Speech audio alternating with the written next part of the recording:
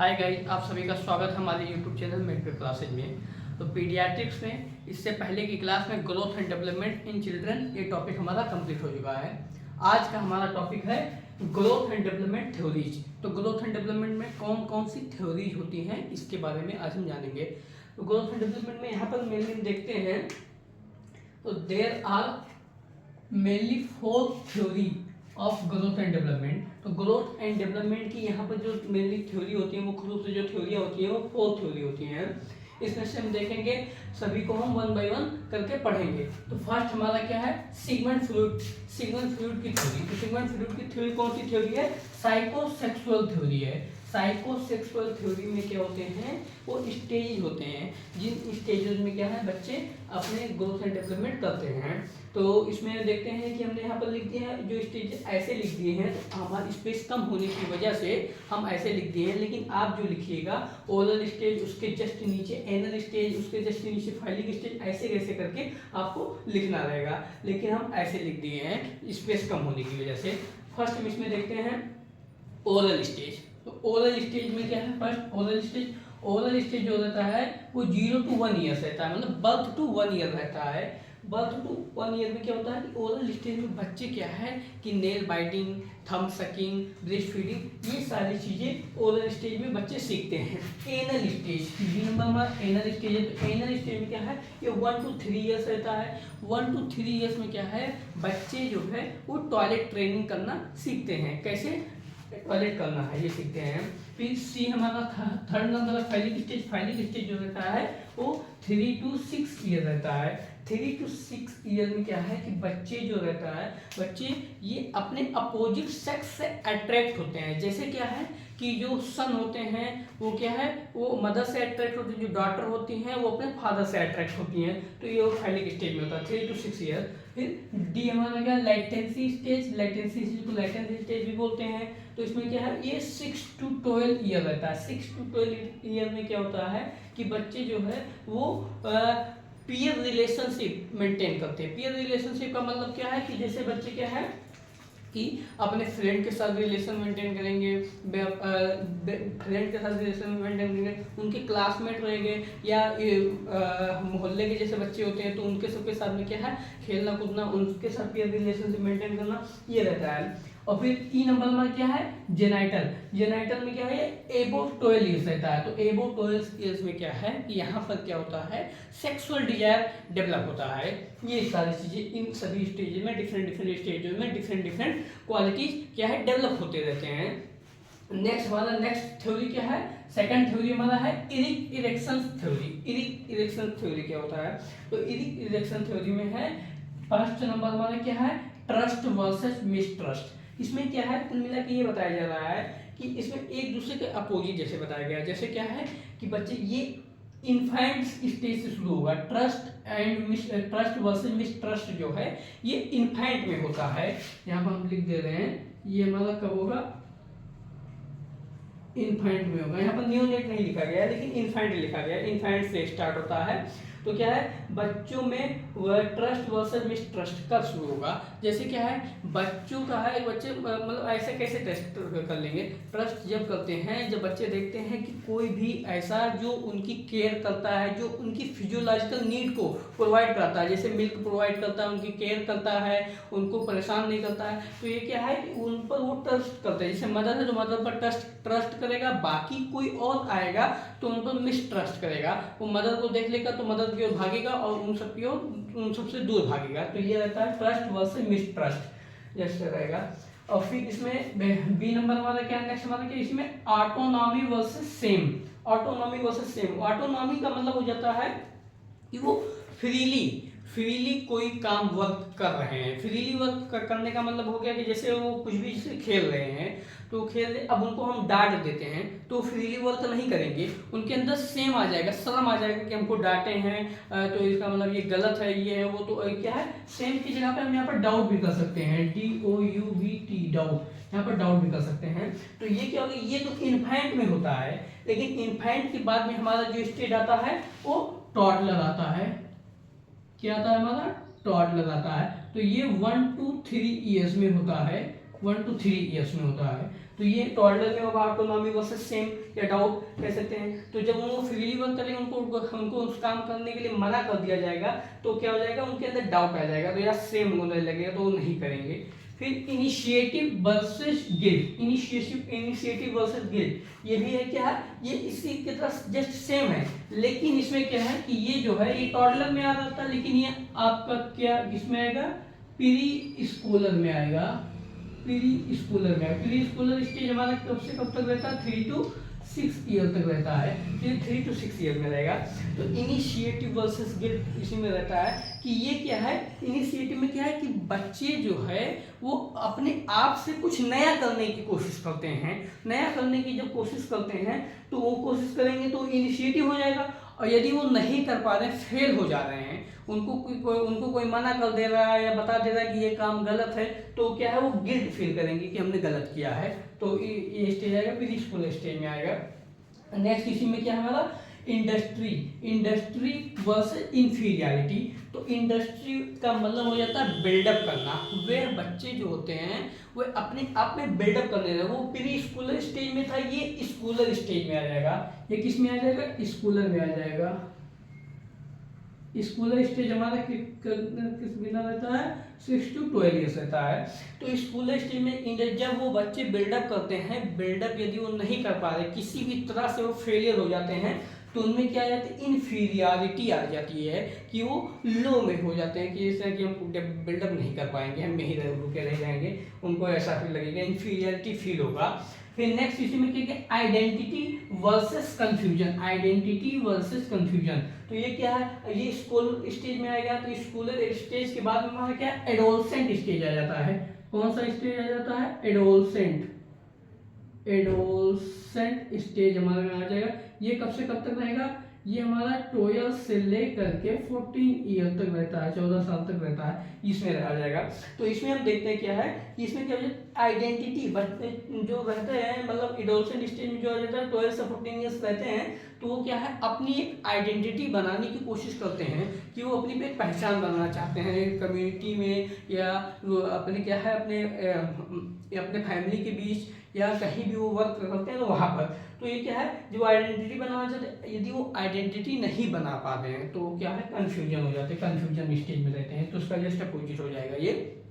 अब ये हमारा लास्ट हमारा क्या है, इसी में इंटीमेसी वर्सेस आइसोलेशन। इंटीमेसी मतलब क्या हो जाता है कि बहुत ही क्लोज रिलेशनशिप, यदि क्लोज रिलेशनशिप वो बनाने में फेल हो जाते हैं तो वो क्या है, आइसोलेट हो जाते हैं, वो सेपरेट हो जाते हैं, अलग फील करते, सेपरेशन फील करते हैं, आइसोलेशन फील करते हैं। तो ये हमारा एडोलसेंट में था, ये हमारा किस में आ जाएगा, ये हमारा एडल्ट में हो जाता है, एडल्ट में हो जाएगा। और एडल्ट हमारा 15 से लेकर के 18 ईयर तक इसमें कह सकते हैं आ जाएगा, ये हो जाएगा हमारा।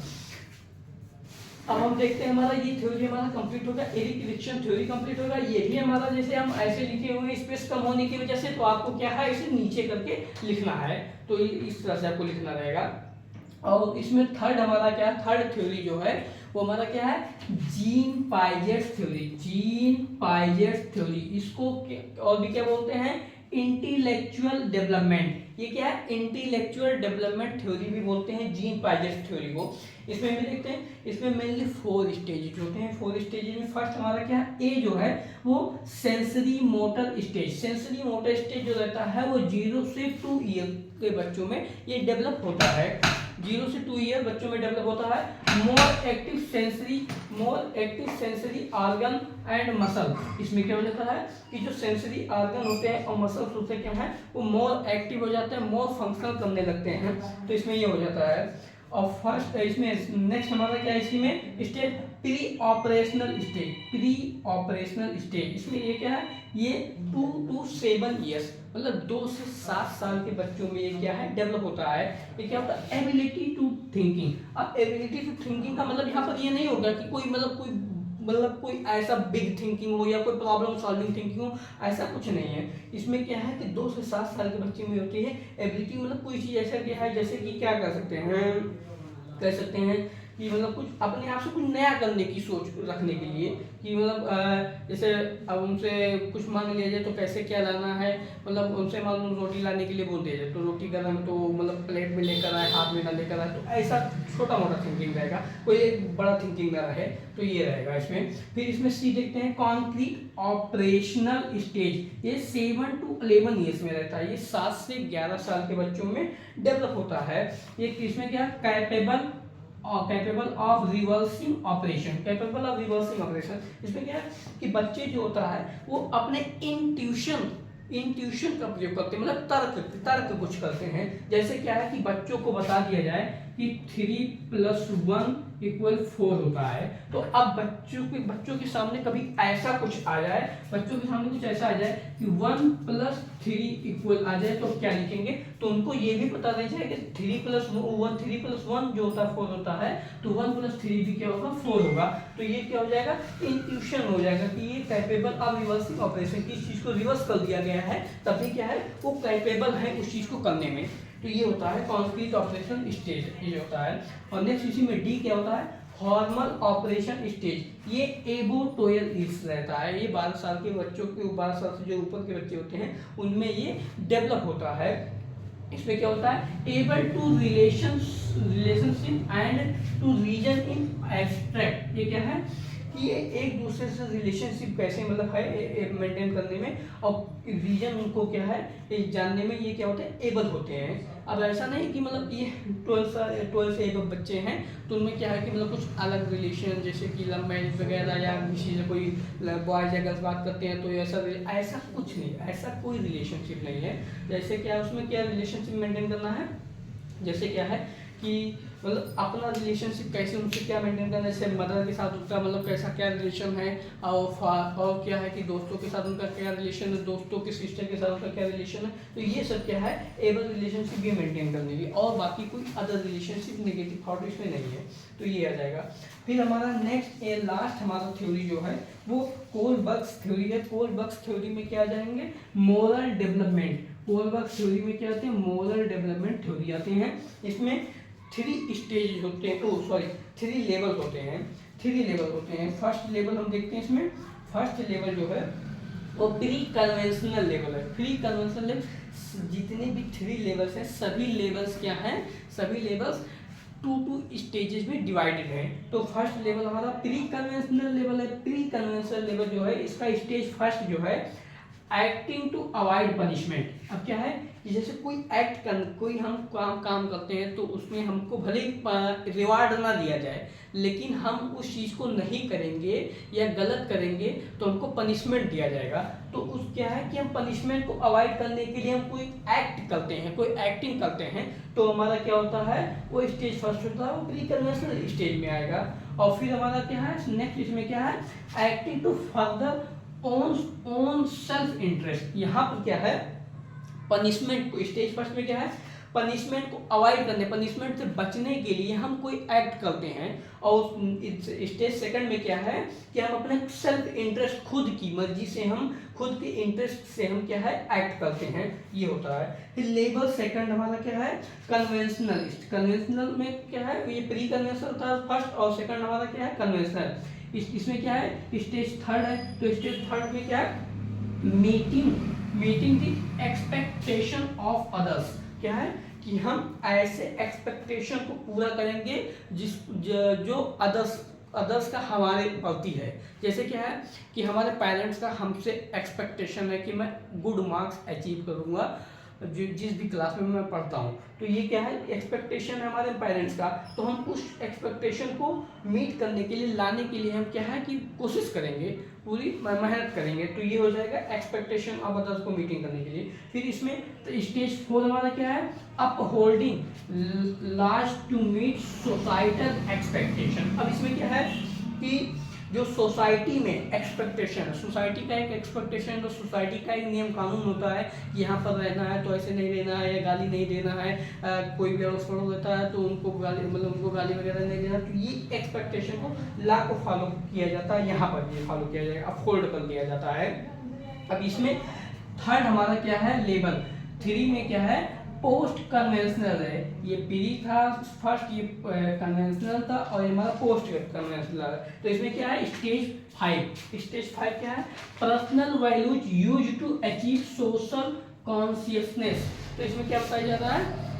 इसमें बताया जा रहा है कि personal values use to achieve social consciousness, कि क्या है कि सोशल कॉन्शियसनेस को अचीव करने के लिए हम अपने पर्सनल वैल्यू को इंक्रीज कराते हैं। पर्सनल वैल्यू का मतलब हो जाता है कि हम अपना जो है पर्सनालिटी वो डेवलप कराते हैं, डेवलप करते हैं। क्यों डेवलप करते हैं? क्योंकि सोसाइटी में अपना एक वैल्यू क्रिएट करने के लिए हम डेवलप कराते हैं। और स्टेज 6 हमारा ये लास्ट है, हमारा self selection of universal moral principle. तो क्या है कि हम खुद से सिलेक्ट करते हैं, हम ये थॉट नहीं लेते हैं कि हमको सोसाइटी में अपनी पर्सनालिटी डेवलप कर, अपना एक इमेज डेवलप करना, ऐसा कोई थॉट ना लेकर के हम खुद से क्या है कि हम मोरल प्रिंसिपल को, मोरल एथिक्स को क्या है फॉलो कर रहे हैं। ये हमारी ये सेल्फ इंटरेस्ट के साथ हम करते हैं। तो ये होता है हमारा।